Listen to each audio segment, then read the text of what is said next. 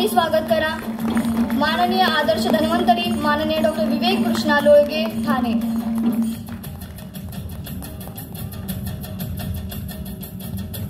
जोरदार टाळ्यांनी स्वागत करा। यानंतर आदर्श धन्वंतरी माननीय डॉक्टर GM सुतार सांगली यांचा देखील सत्कार या ठिकाणी संपन्न होतोय। माननीय डॉक्टर GM सुतार सांगली।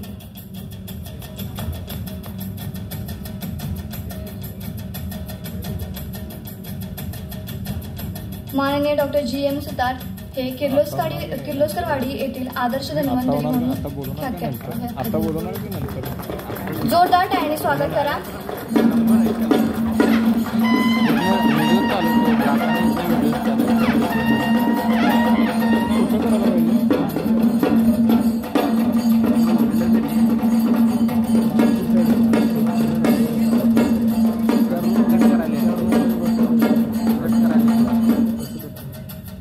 यानंतर संस्थेचे युवा कार्यकर्ता माननीय सुष्मिता प्रदीप बडिगेर यांना the international council of Ayurveda यांच्याकडून नुकतेच सन्मानित करण्यात आले।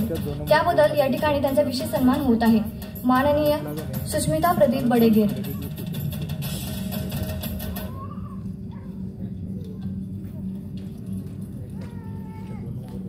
माननीय सुष्मिता प्रदीप बडेगेर यांना the international council of Ayurveda यांच्याकडून नुकतेच सन्मानित करण्यात आले आहे।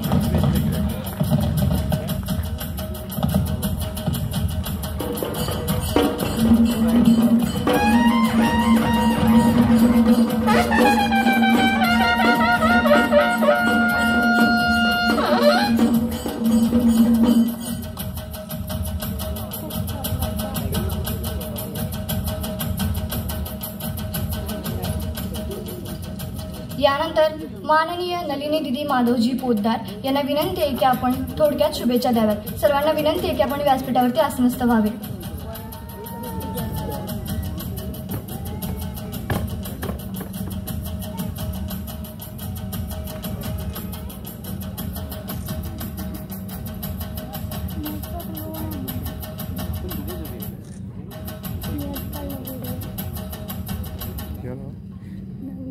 उपस्थित सभी को मेरा नमस्ते।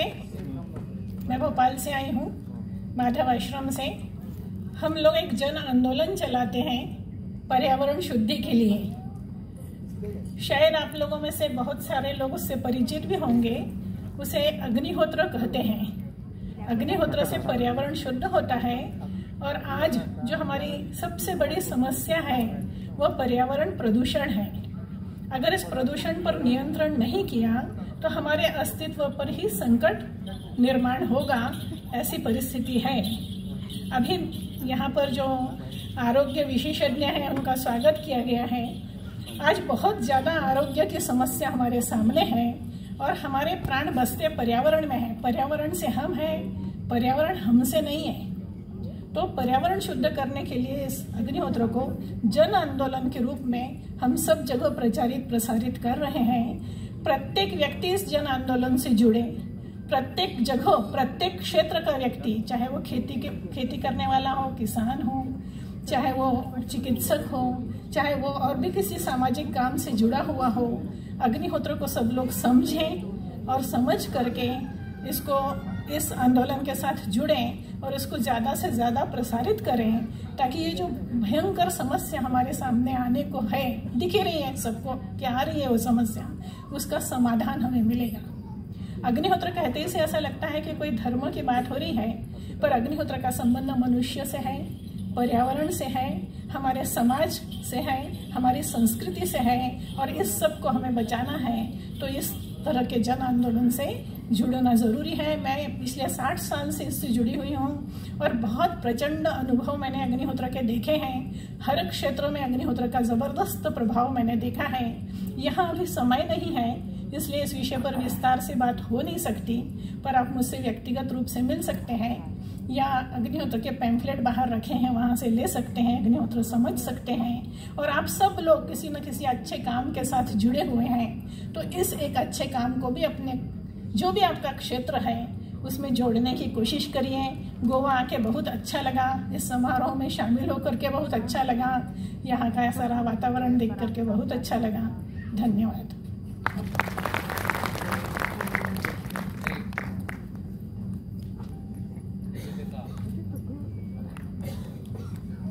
यानंतर माननीय कैलास बापू कोते पाटील माजी नगराध्यक्ष शिर्डी यांना विनंती आहे की आपण आम्हाला शुभेच्छा द्याव्यात.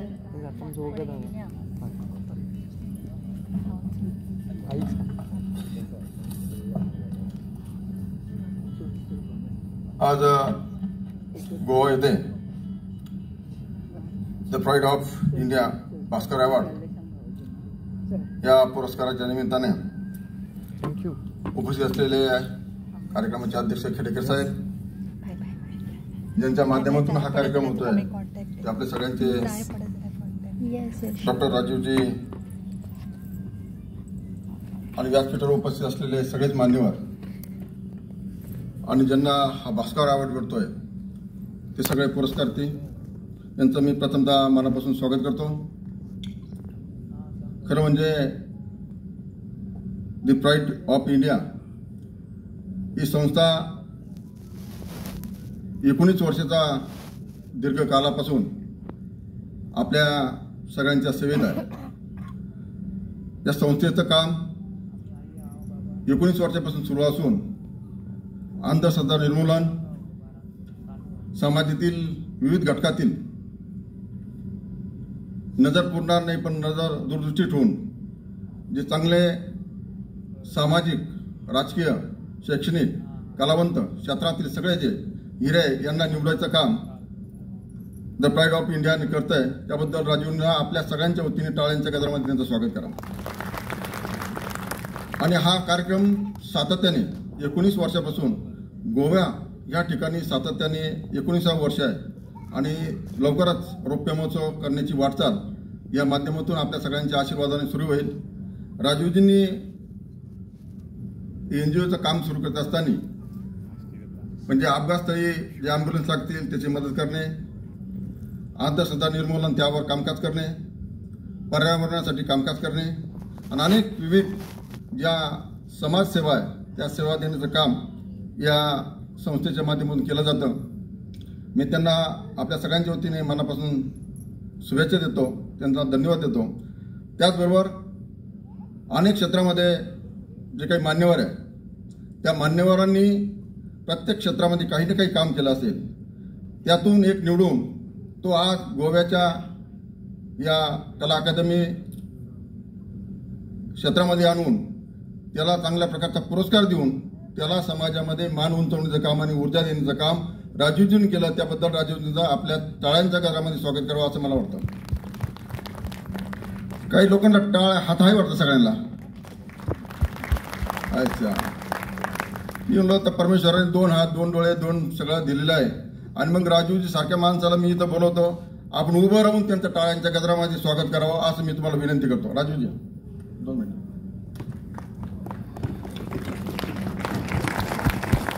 आमच्या वहिनी पण आहे.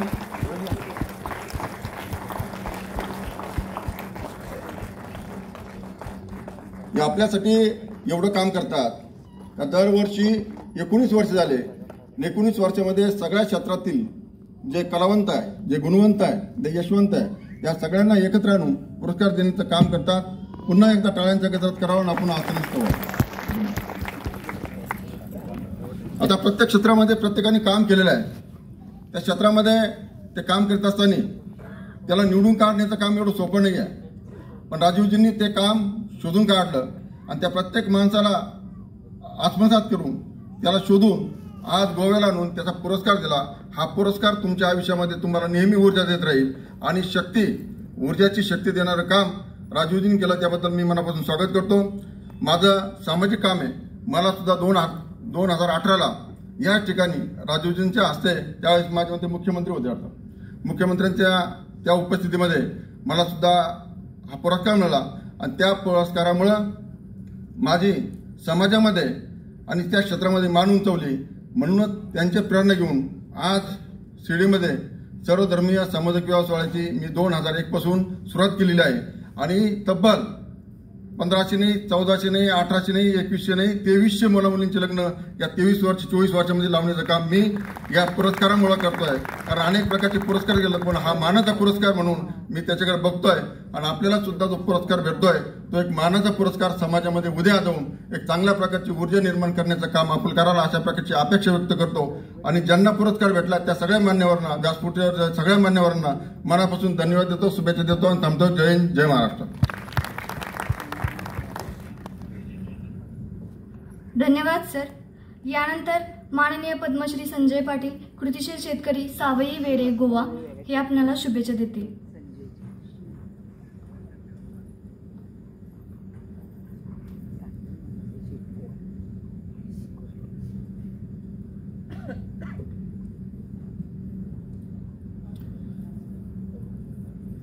व्यासपीठावर मान्यवर आणि उपस्थित बंधू भगिनींनो, भास्कर अवॉर्ड जे गेले सातत्यानं 19 वर्ष गोव्यासारख्या ठिकाणी येऊन देणं ही साधी गोष्ट नाही आहे. ही एक तपश्चर्या आहे.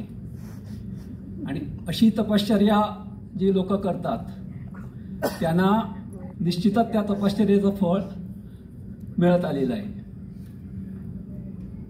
माझ्या बाबतीत जर सांगायचं झालं तर गेली 40 वर्ष शेती क्षेत्रामध्ये आम्ही सातत्यानं नैसर्गिक शेती हा विषय घेऊन सातत्यानं गोव्यामध्ये काम करीत आलेलो आहे. आणि लोकांमध्ये नैसर्गिक शेतीचा प्रसार आणि प्रचार व्हावा म्हणून 1991 पासून गोव्यामध्ये हे काम सातत्यानं करत आलेलं आहे. आणि ह्या तपश्चर्या 3 तपांच्या तपश्चर्येचा एक फळ म्हणून यंदाचा जो पद्मश्री पुरस्कार प्राप्त झाला आम्हाला, तो गोव्यामध्ये पहिला पुरस्कार आहे की शेती क्षेत्रामध्ये मिळालेला आहे. आणि त्या अनुषंगानं या पद्मश्रीच्या माध्यमातून नैसर्गिक शेतीचा प्रसार व्हावा म्हणून गोव्यामध्ये एक अत्यंत सोपी आणि सुटसुटीत अशी पद्धत आम्ही नैसर्गिक शेतीमध्ये जी अवलंबलेली आहे ती संपूर्ण देशामध्ये प्रचलित व्हावी आणि शेतकरी स्वावलंबी व्हावा, शेती आत्मनिर्भर व्हावी म्हणून आम्ही प्रयत्नरत आहोत. एका गायीच्या माध्यमातून, फक्त एका गायीच्या माध्यमातून 10 एकर जमीन ही तुम्ही सुजलाम सुफलाम करू शकता. याचा एक ज्वलंत उदाहरण आम्ही गेल्या 10 वर्षापासून गोव्यामध्ये घातलेलं आहे. एका गायीच्या शेणामुतापासून जीवामृत हा घटक तयार करून तो पाण्याच्या माध्यमातून पिकापर्यंत पोहोचवणं आणि शेती स्वावलंबी करणं, शेतकरी आत्मनिर्भर होणं म्हणून आम्ही प्रयत्नरत आहोत.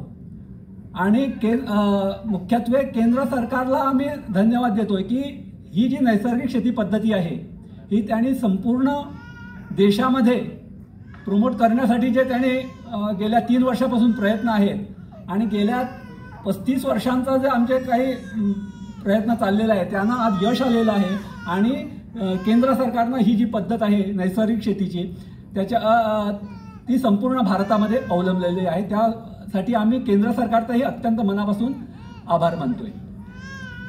नैसर्गिक शेती जेव्हा आपण म्हणतोय तेव्हा त्याच्यामध्ये सगळ्या गोष्टी आल्या आणि मुख्यत्वे निसर्गाच्या सान्निध्यात निसर्गाचे घटक जे आहेत त्यांच्या माध्यमातून शेती जर केली असेल तर संपूर्ण शेती ही परवडण्यासारखी होऊ शकते. आणि मुख्यत्वे महाराष्ट्रामध्ये जो दुष्काळी भाग आहे, विदर्भ, मराठवाडा किंवा अतिवृष्टीचा जो भाग आहे कोकणसारख्या ठिकाणी, या कुठल्याही प्रदेशामध्ये ही उपयोगी पडण्यासारखी ही शेती पद्धती आहे. आणि याचा प्रसार आणि प्रचार व्हावा देशामध्ये आणि महाराष्ट्रामध्ये त्या असं आम्हाला मनापासून वाटतंय. आणि आता हे जे भास्कर अवॉर्ड किंवा BBL मराठी या चॅनलच्या माध्यमातून याचा प्रसार जास्तीत जास्त होईल अशीही आम्हाला एक खात्री आहे. आणि याची पुढची जी वाटचाल आहे की संपूर्ण देशामध्ये हे शेती पद्धती प्रचलित करणं, त्यासाठी मॅडमनी जसं सांगितलं की अग्निहोत्र आम्ही गेली अनेक वर्ष शेतीसाठी अग्निहोत्रचे प्रयोग आम्ही आचरणात आणत आहोत आणि अशा प्रकारचे अनेक जे निसर्गानं किंवा आपल्या सनातन धर्मानं सांगितलेले काही जे पद्धती आहे, काही जे शास्त्रोक्त पद्धती घालून दिलेल्या आहे त्याचंही आम्ही आचरण करीत आलेलो आहे आणि अशा माध्यमातून ही शेती स्वावलंबी व्हावी म्हणून आम्ही संपूर्ण देशातील शेतकऱ्यांना मुख्यत्वे आवाहन करतो की त्यांनी या शेतीचा जास्तीत जास्त अभ्यास करावा आणि आचरणात आणावं आणि देश सुजलाम सुफलाम होण्यासाठी मदत करावी. धन्यवाद. धन्यवाद सर. यानंतर माननीय ॲडव्होकेट रमाकांत खलप माजी केंद्रीय कायदा मंत्री यांना विनंती आहे की आपण शुभेच्छा द्याव्यात.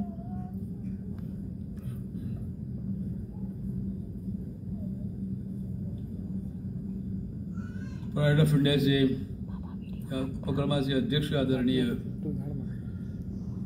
श्री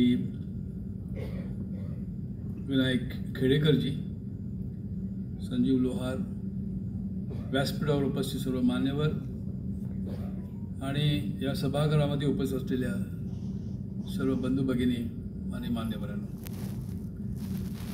गेली 18 वर्ष या समारंभाशी मी निगडीत आहे.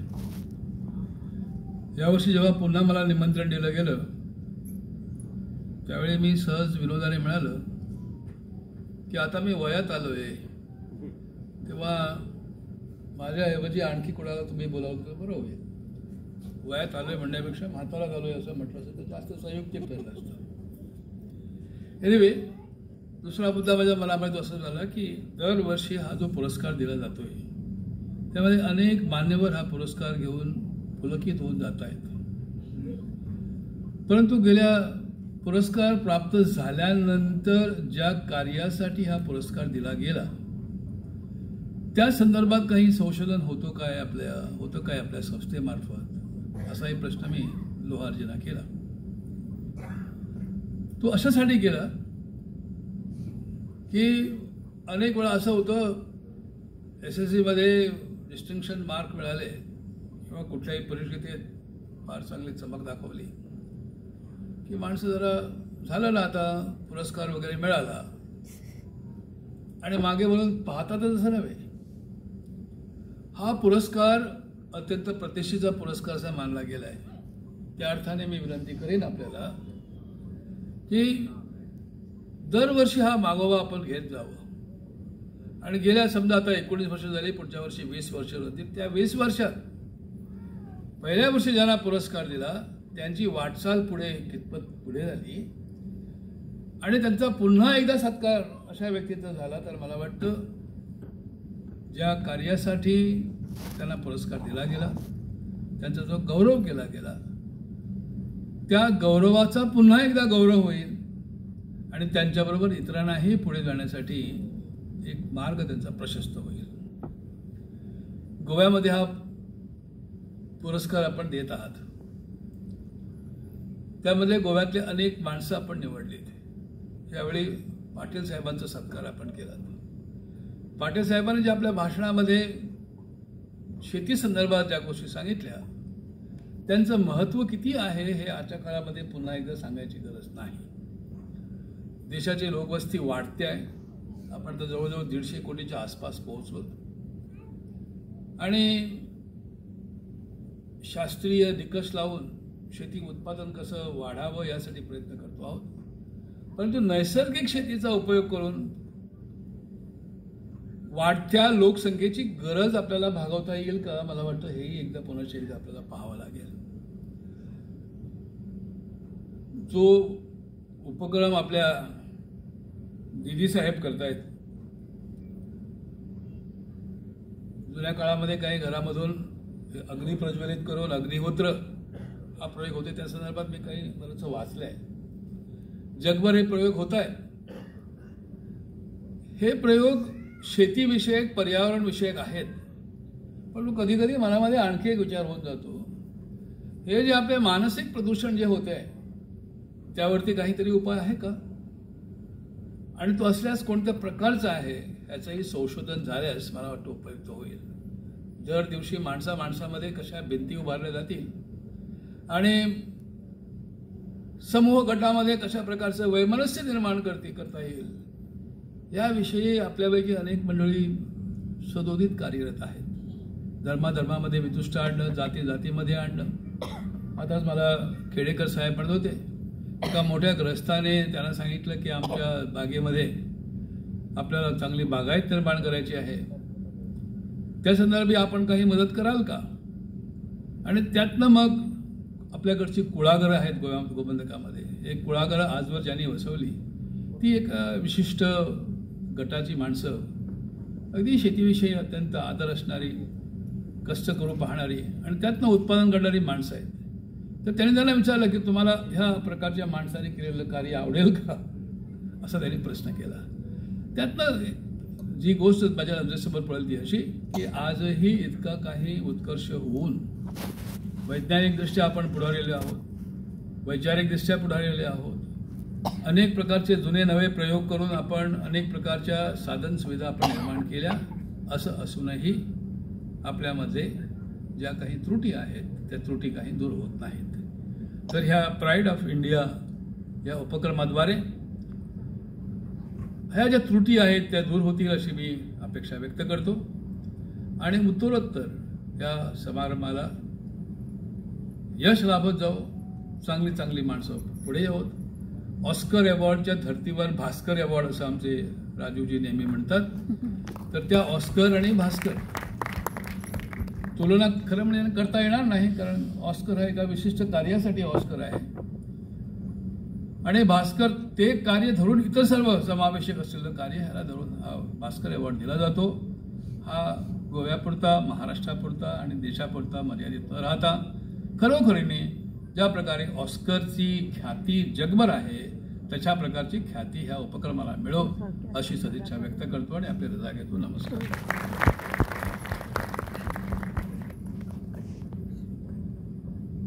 धन्यवाद सर. यानंतर आजच्या समारंभाचे अध्यक्ष माननीय पद्मश्री विनायक खेडेकर, ज्येष्ठ साहित्यिक गोवा यांना विनंती आहे की आपण आम्हाला शुभेच्छा द्याव्यात.